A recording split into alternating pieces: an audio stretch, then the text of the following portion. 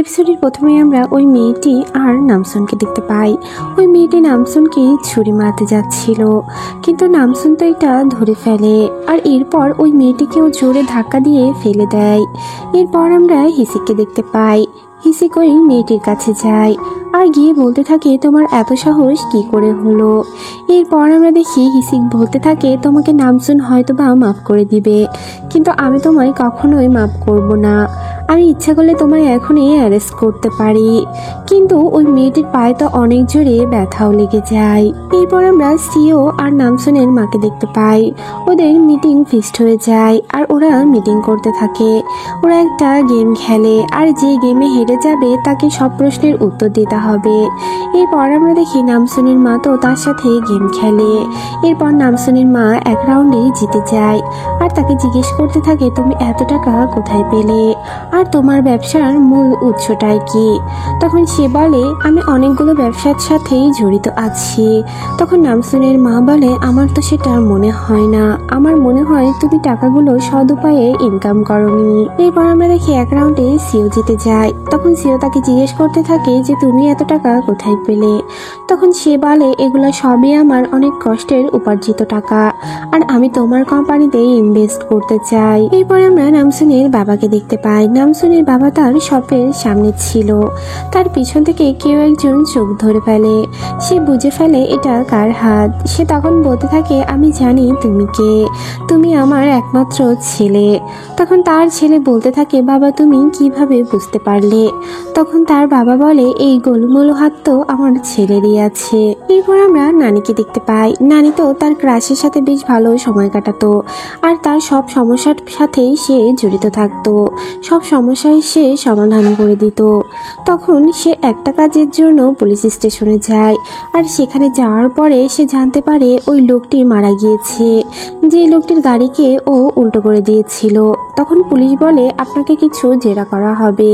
তখন তার নানি বলে, ঠিক আছে। এরপর আমরা হিসিকের ওই কলিগকে দেখতে পাই। সে তার আরেকটি কলিগকে বলতে থাকে, হিসিক শুধু শুধু কষ্ট করছে, ওরা যেখানে কাজ করছে ওইখানে কোনো ড্রাগসই নেই। এরপর আমরা আবারও হিসিককে দেখি। হিসিক নামসুনকে বলতে থাকে, আমি তোমায় আগেই বলেছিলাম যে এই মেয়ে কখনোই শুধরাবে না, শুধু শুধু তুমি ওকে মাফ করতে গিয়েছিলে। এরপর আমরা দেখি ওরা দুজন কথা বলতে থাকে। তখন বলতে থাকে, আমরা তো এখানে কোনো ড্রাগস খুঁজে পাচ্ছি না, তাহলে হয়তো বা সিওর ল্যাপটপের মধ্যে কোনো তথ্য পাওয়া যেতে পারে। এরপর আমরা নামসুনের মাকে দেখতে পাই। নামসুনের মা তার হাজবেন্ডের কাছে একটা SMS করে আর বলতে থাকে, এই ডেটে একটা পার্টি রাখা হয়েছে আর এখানে তোমায় আসতেই হবে, তোমার কোনো বাহানাই শোনা হবে না, যে কাজ আছে সবগুলোই ক্যান্সেল করো। আসলে ওই ডেটটাতে ওনার জন্মদিন থাকে। এরপর আমরা হিসিকের ওই কলিগটিকে দেখতে পাই। তার অনেক পানি পিপাসা লাগছিল আর এরপরেও সে পানি পান করছিল না। এরপরে সে দেখতে পায় যে সাইডে ওই মাস্কটি আছে। এরপর আমরা নানিকে দেখতে পাই। সে তো তার ক্রাশের সাথে ছিল আর তখন তার কাছে একটা SMS আসে। সেখানে বলা থাকে যে ওই ডেটে একটা পার্টি থাকবে। আসলে এটা নামসুনের মা তাকে পাঠিয়েছে। আর এরপরে সে তার ক্রাশকেও ইনভাইট করে, বলতে থাকে, এই দিন তুমিও আমাদের এইখানে আসতে পারো। এরপর আমরা নামসুনের মাকে দেখতে পাই। নামসুনের মা একটা লোকের সাথে মিটিং করছিল। আসলে সে জানার চেষ্টা করছিল যে এই সিওটি আগে কোথায় কাজ করত। তখন সে কিছু ইনফরমেশন দেয় আর যেখান থেকে সে জানতে পারে এর সাথে ওই ব্ল্যাক মানিকে হোয়াইট মানি করে ওই লোকটিও জড়িত আছে। এরপর আমরা দেখি নামসুন তো হিসিককেও ইনভাইট করে ওই দিন আসার জন্য। এরপর আমরা দেখি আমাদের নামসুনের মাকে। নামসুনের মা ওই লোকটির সাথে দেখা করতে যায় আর সেখানে গিয়ে দেখতে পারে অলরেডি ওইখানে ওর পরিচিত একটা মহিলা আছে। এরপর আমরা দেখি ব্ল্যাক মানিকে হোয়াইট মানি করে ওই লোকটিকে ওর মা গিয়ে বলতে থাকে, আমি তোমার থেকে ড্রেস নিতে চাই। ওই লোকটা আসলে বুঝে গিয়েছে যে নামসুনের মা তার সম্পর্কে সবকিছুই ইনফরমেশন নিচ্ছে। এরপর আমরা নামসুনকে দেখি।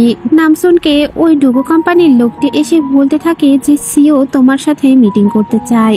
তখন সে তো রাজি হয়ে যায় আর এরপর সে হিসিককে ফোন করে। হিসিককে ফোন করে বলতে থাকে যে সিও তার সাথে দেখা করবে আর এই সুযোগেই সে ল্যাপটপের সবকিছু চেক করে নিতে পারবে। এরপরে আমরা দেখি আমাদের নামসুন তো সিওর সাথে দেখা করতে যায়। আর সিওর সাথে দেখা করতে গিয়ে সে বলতে থাকে, আপনি আমাকে কেন ডেকে পাঠিয়েছেন? তখন সিও তাকে বলতে থাকে যে তুমি কেন চুরি করতে গিয়েছিলে? তখন নামসুন জানায় যে আসলে আমার বাবা মা অনেক গরিব, আর এই জন্যই আমি ওইগুলো চুরি করে বিক্রি করে দিতে চেয়েছিলাম, আর এই টাকাগুলো আমি আমার বাবা মাকে পাঠাতে চেয়েছিলাম। এটা বলার পরে সে বলতে থাকে, আমি আর কখনোই চুরি করব না।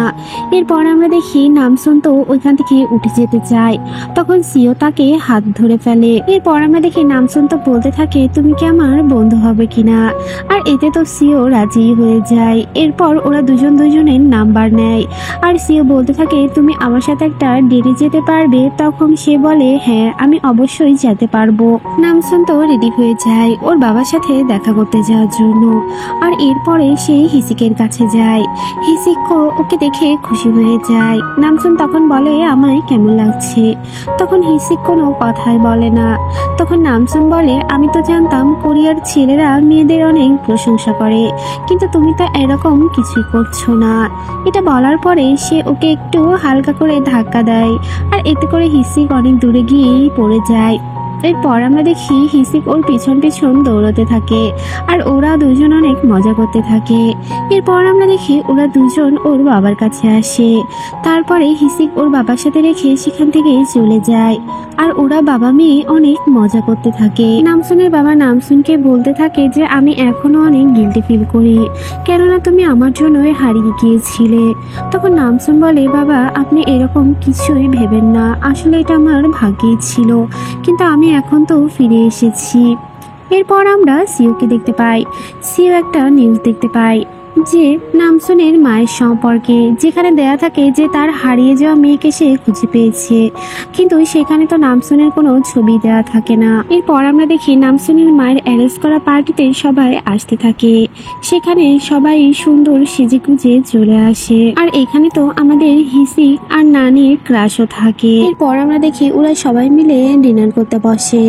আর তখন নামসুনের মা বলে যে তুমি তোমার ইন্ট্রোডাকশন দাও, এটা হিসিককে বলে। এরপর হিসিক বলে, আমি একজন পুলিশ অফিসার, আর এখন আমি নামসুনের অনেক ভালো বন্ধু বলা যায়, কিন্তু নামসুনের জীবনের আর আমার জীবনের খুব একটা গুরুত্বপূর্ণ সময় যাচ্ছে, আমরা দুজনকে ছাড়া কেন জানি থাকতেই পারি না।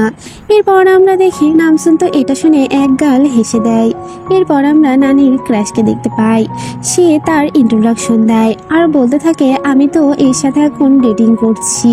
আর এর মুহূর্তে আমরা দেখি যে নামসুনের মায়ের সেক্রেটারি উঠে বলে, আমি প্রেগনেন্ট। আর এর বাবা হচ্ছে আমাদের নামসুনেরই বাবা। নামসুনের বাবা এটা শুনে তো পুরো অবাক হয়ে যায়। সে বলে, এটা কিছুতেই হতে পারে না। এরপর আমরা দেখি ওরা তো একটা সারপ্রাইজ রাখে, আসলে আজকে ওর বাবার জন্মদিন ছিল। এরপর আমরা দেখি নামসুনের মা সেখানে গানও গায়, আর সবাই অনেক মজাও করতে থাকে। এরপর আমরা দেখি নামসুন আর হিসিক তো ছাদে যায়, আর সেখানে গিয়ে দেখতে পায় নানি আর তার ক্রাই দুজনকে হাগ করছে। এটা দেখে ওরা ওইখান থেকে চলে আসে। এরপর ওরা দুজন অনেক সুন্দর সময় কাটায়। এরপর আমরা দেখি যে হিসিক আর নামসুনের বাবা, নামসুনের ভাই আর তার মামা সবাই মিলে শাওয়ার নিচ্ছিল। আর এরপরে সবাই তো হিসিককে বিভিন্ন কথা জিজ্ঞেস করতে থাকে। তারা বলতে থাকে, তুমি কি নামসুনের সাথে ডেট করছো কিনা? সে বলে, না আমি ডেট করছি না, কিন্তু তারা বলে যে আমরা বুঝতে পারি তোমাকে তো একটা মেয়ে জন্ম দিতে হবে, আর এই জন্যই তোমার নামসুনের সাথে বিয়ে হবে। হিসিক তো এইসব কথার কোনো মানেই বুঝতে পারে না, সে শুধু শুনেই যায়। এরপর আমরা দেখি নামসুনের নানি, নামসুন আর তার মা ওরাও শাওয়ার নিচ্ছিল আর অনেক মজা করছিল। তখন নামসুনের নানি বলতে থাকে, তুমি তো এখন তোমার হাজবেন্ডের সাথে থাকতেই পারো, এখন তো নামসুন ফেরত চলে এসেছে। কিন্তু তার মেয়ে বলে, এটা আর কখনোই সম্ভব নয়, আমরা একসাথে বাস করতে শুরু করলে আমাদের আবারও প্রচুর ঝগড়া হবে, এর থেকে আমরা আলাদাই অনেক ভালো আছি। এরপর আমরা সিওকে দেখতে দেখতে পাই সিও তো নামসুনকে ডেকে পাঠায়। আর এরপরেই সে নামসুনকে বলতে থাকে, আমি তোমার একটা জায়গা নিয়ে যেতে চাই যেখানে তোমাকে কিছু পরীক্ষা দিতে হবে, আর এরপরেই তোমার চাকরি কনফার্ম হবে, ইভেন তুমি অনেক ভালো পোস্টে চলে যেতে পারবে। এটা বলেই সে তো নামসুনকে নিয়ে চলে যায়। এরপর আমরা একটা লোককে দেখতে পাই যে কিনা ওই ফ্রড মেয়েটির সব ইনফরমেশন পুলিশকে দিচ্ছিল।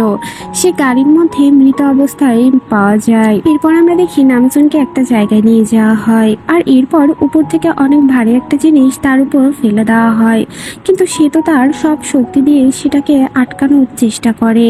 আর তখন তার সেই পাওয়ারগুলো তার নানি আর মা সবকিছুই সহ্য করতে পারে। এরপর আমরা দেখি তার মা বুঝতে পেরে তাড়াতাড়ি রেডি হয়ে ওই উদ্দেশ্যে রওনা হয়ে যায়। এরপরে আমরা নামসুনের ভাইকে দেখতে পাই।